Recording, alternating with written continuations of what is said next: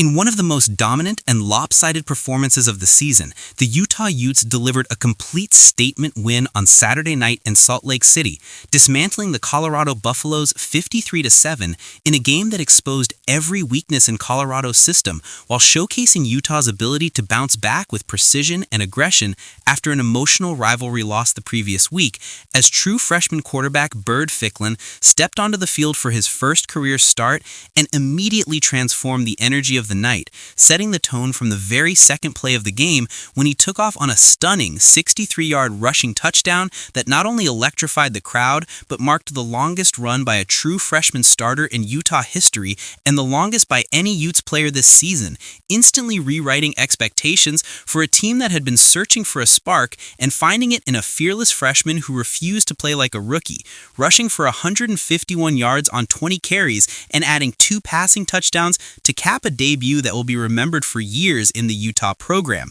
while Colorado's struggles reached a new low in a first half that was nothing short of disastrous, producing negative yardage on offense, failing to protect their quarterback, and collapsing under the relentless pressure of a Utah defense that blitzed almost every down and refused to allow a single rhythm play to develop, forcing the Buffaloes to attempt to survive through the air, but watching them fail repeatedly as starting quarterback Kaidon Salter completed just 5 of 16 passes for 23 yards in the first half, a painful statistic that looked even worse considering Utah's punter Orion Phillips had more passing yards at the end of the first quarter after pulling off a perfectly executed fake punt that resulted in a 25-yard completion to Dallin Bentley, a trick play that encapsulated Utah's confidence and Colorado's confusion.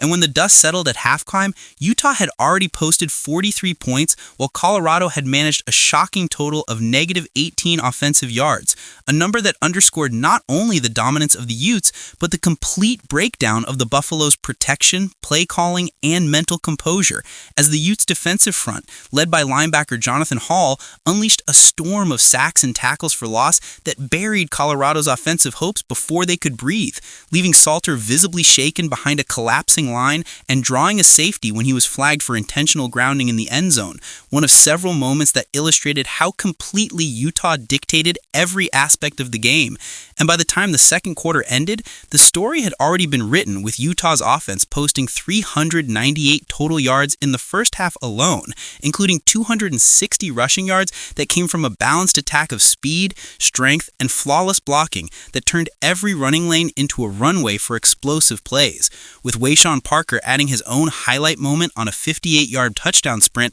that left Colorado's defense chasing shadows, while Ficklin demonstrated poise beyond his years by threading a 22-yard touchdown pass to fellow freshman J.J. Buchanan and another 21-yard streak to Larry Simmons, showing not only mobility but accuracy under pressure, an early sign that Utah's future at quarterback might be in very capable hands. And although head coach Kyle Whittingham and offensive coordinator Andy Ludwig dialed back the pace in the second half, the damage was long done, the scoreboard already screaming dominance, and the Utes shifting into a mode of control and discipline rather than showmanship, while backup quarterback Isaac Wilson took over in the fourth quarter to manage the closing minutes as Utah's depth players were given valuable reps in a game that had long since been decided, with the defense continuing to apply enough pressure to keep Colorado uncomfortable but easing off the constant blitzes to protect starters from unnecessary injury, a decision that showed both confidence and restraint from defensive coordinator Morgan Scalley, who had called an almost reckless level of pressure in the first half to set the tone but adjusted once the game became a runaway.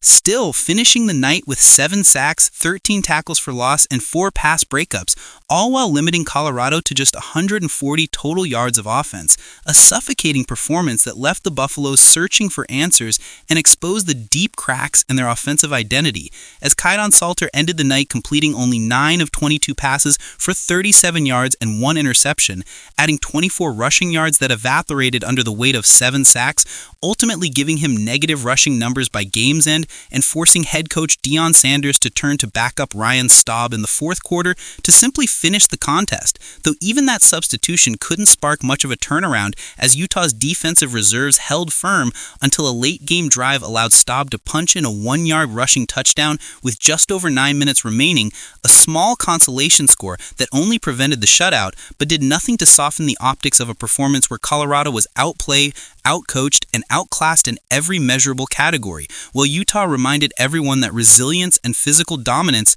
are still the cornerstones of their program, delivering 588 total yards of offense that reflected balance, creativity, and unshakable confidence, with their offensive line setting the tone and their running backs executing with precision, opening holes that Ficklin and Parker repeatedly exploited, and even the special teams contributing to the avalanche with a blocked punt by Jackson Benny that set up a short yardage touchdown and a 53-yard field goal from Dylan Curtis that capped one of the more efficient halves Utah has played in years, a sequence of success that symbolized a team that had taken its frustrations from the previous week and turned them into fuel for complete execution on both sides of the ball, creating a night that was not about luck or momentum, but about control, preparation, and a collective will to dominate, as the Utes improved to 6-2 overall and 3-2 in Big 12 play, keeping their conference hopes alive, while proving that even with key injuries, including the absence of starter Devon Dampier, the program's depth remains one of its defining strengths.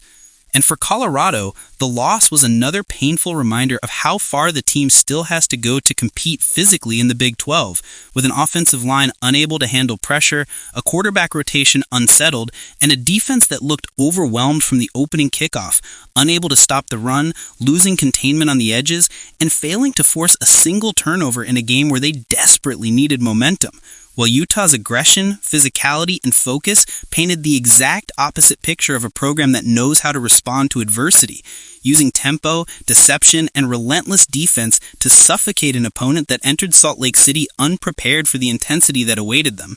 And though Colorado briefly showed signs of life to open the second half, moving the ball into Utah territory before being stopped on 4th and 1 by a defense that refused to let up, the effort faded quickly as fatigue and frustration took over, leaving the final quarter as an exercise in damage control. And when the clock finally hit 0, Utah's players celebrated not just a victory, but a reclamation of identity, a reminder to the conference that when this team is locked in, they are as complete and dangerous as any in the Big 12, able to win with speed, strength, and discipline in equal measure, while Ficklin's breakout debut gave fans a glimpse of the future, a quarterback who can lead with his legs and his arm, playing with instinct and composure that belies his age, turning a night that could have been cautious into one of fearless execution. As the freshman's records, 151 rushing yards, the most by any Utah quarterback since 1996, and the all-time record for a true freshman starting quarterback in program history, cemented his place in Utah lore after just one game, while Utah's defensive statistics told their own story of complete command, with 13 tackles for loss and 7 sacks serving as proof of both preparation and ferocity, numbers that reflect not only physical superiority, but schematic brilliance from a coaching staff that refused to let Colorado breathe, adjusting pressure angles, rotating linebackers, and disguising coverage to perfection, leaving Colorado guessing on every snap and collapsing under their own indecision. And by the end, the contrast between the two programs could not have been clearer. Utah, calm, confident, and united, playing football as an extension of identity. Colorado, scattered and reactionary, still searching for cohesion and stability as the season drags deeper into conference play, with this defeat not just a loss in the standings, but a blow to pride and momentum. While Utah's bounce-back win will stand as one of their most complete performances of the season, a lesson in focus, preparation, and controlled aggression that turned a cold night in Salt Lake City into a statement heard across the Big 12,